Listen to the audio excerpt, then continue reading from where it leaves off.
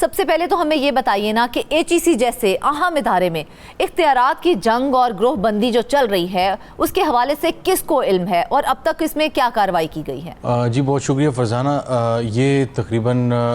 पिछले कुछ 1.5 से 2 सालों के दौरान वैसे तो कई सालों से एक बहरान ये चल रहा था, लेकिन पिछले 2 सालों से एक जो टसल थी इख्तियारात की और एग्जीक्यूटिव डायरेक्टर और एचईसी के जो चेयरमैन उनके दरमियान, उस के दायरा एक बहुत सी चीज़ों पे कॉन्फ्लिक्ट आया, बातें जो है वज़ीर-ए-आज़म हाउस की तरफ चली गई, फिर चीज़ों पे इंक्वायरी हुई, एग्जीक्यूटिव डायरेक्टर को हटा दिया गया और वो अदालत में चले गए। अब वो रिस्टोर हो चुके हैं, लेकिन उसके ख़िलाफ़ जो है वो हुकूमत दोबारा उनके जो है वो रिव्यू पिटिशन में किस्म की जो है वो जा चुके हैं उनके इसके रिस्टोरेशन के फ़ैसले के ख़िलाफ़। तो इस सारी लड़ाई और इस सारी कशमकश में पिछले 1.5-2 साल में एक अजीब सी ग्रोहबंदी का शिकार हो गया है हायर एजुकेशन कमीशन, जिसका जो बजट है, हम इससे पहले प्रोग्राम भी जो है वो कर चुके हैं कि एचईसी या हायर एजुकेशन कमीशन का जो बजट है वो कम होता जा रहा है। ख़ास तौर से हमने देखा कि अभी जो पब्लिक सेक्टर डेवलपमेंट प्रोग्राम या पीएसडीपी जिसे कहा जाता है, तरक्याती प्रोग्राम जिसे कहते हैं, उसकी जो रकम थी वो 55 से कम होकर तकरीबन 35 या 30 तक आ चुकी है। अच्छा। तो अब ज़ाहिर जो एलोकेशन होती हैं उस तरह की रिलीजेस नहीं होती, तो अगर 35 का कमिट किया गया तो वो आराम से शायद 27-28 मुश्किल से 30 तक जो है उसको रिलीज़ किया जाएगा। 30 अरब जो है वो रुपए रिलीज़ किए जाएंगे। मुल्क भर की जो तकरीबन 100 से ज़ायद सरकारी यूनिवर्सिटीज़ हैं उनमें तरक्याती काम उन चीज़ों के लिए। तो जब आपसी जब लड़ाई यहाँ तक पहुँची तो एचईसी के अंदर जो हमारा आज का मौजू भी है उसके अंदर जो गवर्नेंस के मसाइल हैं वो शिद्दत इख्तियार कर गए। इसके साथ साथ चूँकि एचईसी सिर्फ इस्लामाबाद का इदारा तो नहीं है, ये मुल्क भर के अंदर मॉनिटरिंग और एवेल्यूएशन का काम करता है। ये मुल्क के अंदर जो हायर एजुकेशन है, आला तालीम जिसे कहते हैं, उसके अंदर स्टैंडर्ड्स को देखना, उसके अंदर जो क्वालिटी है और मॉनिटरिंग है, उन चीज़ों को देखना है ताकि एक आलमी मयार की जो यूनिवर्सिटियाँ हैं पाकिस्तान के अंदर रन करें। लेकिन पिछले कुछ अरसे में बदकिस्मती से ये हुआ तो रियाज इसका तो मतलब ये है ना कि फिर ये बात बिल्कुल दुरुस्त है कि गवर्नेंस की कमजोरी के बायस क्वालिटी एश्योरेंस, डिग्री तस्दीक और जो स्कॉलरशिप्स के अमल में रुकावटें पैदा हो रही हैं और ये सारी उस अमल की कमजोरी की वजह से हैं। जी जाहिर है, जब टॉप लीडरशिप आपस में एक दूसरे की जब टांग खींचने पे लगे होंगे और जब एक दूसरे को गिराने पे लगे होंगे तो फिर वो ग्रोहबंदी हो जाती है। एक के साथ 3-4 अफराद हैं, दूसरे के साथ 3-4 अफराद हैं, एक अजीब किस्म की जो है वो रोज़ाना फाइटिंग हो रही है। तो उसका नुकसान ये होता है कि इदारे के अंदर तो डिस्टर्बेंस हुई है, लेकिन जो बाहर जो यूनिवर्सिटीज़ हैं उन्होंने भी अब एचईसी को संजीदा लेना जो है वो छोड़ दिया है। अच्छा। अब पहले हम बात करेंगे एचईसी के अंदर जो है वो क्या क्या मसाइल हुए। एचईसी के अंदर जो चंद जो 4-5 बड़ी चीज़ें हैं पिछले कुछ अर्से में जो चैलेंजेस आए हैं वो ये आए हैं। जो क्वालिटी एश्योरेंस है, यानी जो जिसे क्वालिटी एश्योरेंस का मतलब है कि मुल्क की जो यूनिवर्सिटीज़ हैं उसके अंदर जो क्वालिटी एश्योर करनी होती है वो जो है वो उस तरह बेहतर नहीं की जा सकी, क्योंकि उसके अंदर जो है वो आए साल डेढ़ के अंदर अंदर लोगों को चेंज किया जा रहा है, डीजीज़ को चेंज किया जा रहा है। फिर जो उस क्वालिटी एश्योरेंस के जो पूरा सेक्शन है, जो एक किस्म का डिपार्टमेंट है, उसका जो काम होता है यूनिवर्सिटीज़ के जाके जो है वो विजिट करना, क्वालिटी को देखना, यूनिवर्सिटीज़ के अंदर जो एमफिल और पीएचडी प्रोग्राम हो रहे हैं वो क्या उन क्वालिटीज़ बेसिक स्टैंडर्ड्स को मीट कर रहे हैं जो एचईसी ने सेट किए थे। मोस्टली यूनिवर्सिटीज़ जो है वो नहीं उसको फॉलो कर रही। इसकी एक और ख़तरनाक बात यह है कि हाल ही में जो कमीशन जो एचईसी का कमीशन है, जो बोर्ड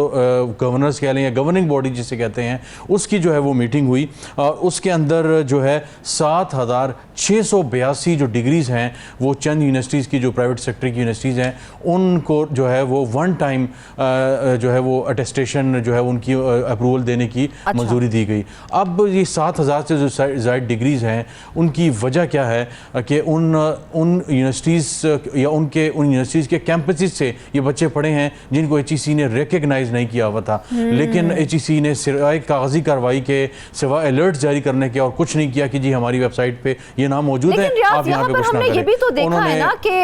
एग्जीक्यूटिव डायरेक्टर जो थे उनके खिलाफ हुकूमत ने अदालत से रुजू किया था। तो क्या ये मामला महज कानूनी है या फिर इसके पीछे सियासी या कोई इंतजामी चपकलिश भी चल रही है? जी इसमें जो एग्जीक्यूटिव डायरेक्टर क़य्यूम वाला मामला है जो रिस्टोर होके आ चुके हैं और इस वक्त सीट पे मौजूद हैं, लेकिन उनके खिलाफ जैसे मैंने कहा कि हुकूमत दोबारा भी जा चुकी है रिव्यू में भी, लेकिन उनकी जो सारी टसल थी ज़ाहिर है वो जो बॉस थे, जो चेयरमैन थे, हालांकि जो प्रिंसिपल अकाउंटिंग ऑफिसर हैं वो एग्जीक्यूटिव डायरेक्टर होते हैं, लेकिन कहा जाता है कि एक जो अहम वफाकी वज़ीर हैं वो चेयरमैन के साथ थे और वो एग्जीक्यूटिव डायरेक्टर को पसंद नहीं करते थे और बहुत सी मामलात पे इनकी जो है वो खटपट भी होती रही। यहाँ पे आने से पहले एग्जीक्यूटिव डायरेक्टर की उन जो सीनियर वज़ीर हैं उनके साथ भी काफ़ी जो है वो खटपट रही। तो ये एक जो है वो मुमकिन तौर पे ये भी कहा जा रहा है कि उन वज़ीर के कहने पे उनको जो है वो लैपटॉप के जो मामला था उसमें उनको उस इंक्वायरी में डाला गया। बहरहाल वो एक इंक्वायरी थी कि जनाब लैपटॉप जो प्राइम मिनिस्टर प्रोग्राम है लैपटॉप वाला यूनिवर्सिटीज़ के अंदर, उसमें जो है डिले का मामला आया, उसमें इंक्वायरी भी हुई और सारे मामलात हुए। तो बहरहाल अब उसका अगेन जैसे मैं कह रहा हूँ कि एक पॉलिटिक्स है जिसमें जैसे एक वज़ीर का नाम आ रहा है, कुछ लोग दूसरे वज़ीर का भी नाम ले रहे हैं और जो है वो यहाँ से जो है वो बैक बाइटिंग और चीज़ें चलती रहीं और चुगलियाँ चलती रहीं। उसका नुकसान ये हुआ कि यहाँ के अंदर जैसे मैंने कहा कि गलत खबरें जो है वो चीज़ों को आउट ऑफ प्रोपोर्शन ब्लो किया गया, तो बहुत ज़्यादा इंटरनली नुकसान हुआ इदारे के अंदर। जो अच्छे और सीनियर जो ऑफिसर्स हैं वो एक किस्म के साइडलाइन हो गए और जो चमचागिर किस्म के जो कासा लेस थे वो जनाब यहाँ पे आए और उन्होंने जो है वो घेरे में ले लिया अफसरान को। तो उसका नुकसान ये हुआ कि इदारे के अंदर जो गवर्नेंस थी से इनकार कर देंगे तो फिर इस इदारे की इफादियत क्या बाकी रह जाएगी? जी बिल्कुल, ये बड़ी अनफॉर्चुनेट बात है। अभी तकरीबन कोई एक हफ़्ता पहले या 5-6 दिन पहले की बात है कि ऑडिटर जनरल ऑफ पाकिस्तान ने खैबर पख्तूनख्वा का जो पूरी एक सूबे की जो ऑडिट रिपोर्ट होती है वो जारी की है और उसमें मुख्तलिफ सेक्शंस में जब आप जाते हैं, ख़ास तौर से मतलब हम इस वक्त एजुकेशन की बात कर रहे हैं, एजुकेशन की, तो उसमें उन्होंने जिक्र किया कि